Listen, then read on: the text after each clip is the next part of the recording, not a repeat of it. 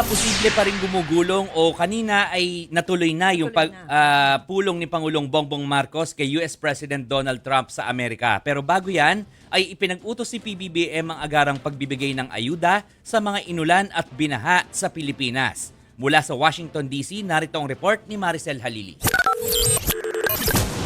Bago pa man lumipad patungong Amerika, si Pangulong Bongbong Marcos, bilinida na niya ang mga ahensya ng gobyerno na tiyaking ligtas ang mga maapektuhan ng masamang panahon. Sa isang video recording, tiniyak ni PBBM na naipadala na sa mga apektadong lugar ang relief goods. Pinababantayan din niya ang sapat na supply ng tubig, kuryente at iba pang pangangailangan. Paalala ng Pangulo sa mga apektadong residente, Pakiusap ko lang po sa inyo ay pakinggan nyo po ang mga sinasabing advisory ng inyong LGU, ng national government at pakisundan lang po para naman matiyak natin na hindi kayo malagay sa alanganin. Sabi naman ni Defense Secretary Gilbert Chodoro, nakikipag-ugnayan na sila sa United States Indo-Pacific Command para magamit ang EDCA site sa pagresponde ng mga kababayan nating apektado ng habagat. Dito po makikita ng ating mga kababayan ang benepisyo ng pakikipag-ugnayan ng mga armed forces para makaligtas sa ating mga kababayan laban sa mga hamon ng kalikasan.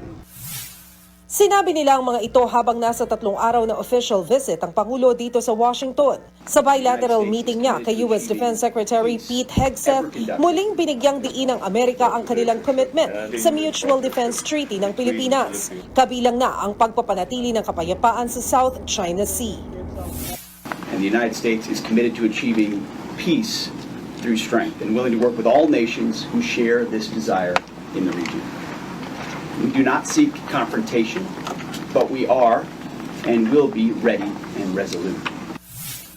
Sinabi naman ng Pangulo ang positibong feedback mula sa militar kasunod ng balikatan exercises. Malaking tulong din umano ang US para matiyak ang kaayusan sa West Philippine Sea.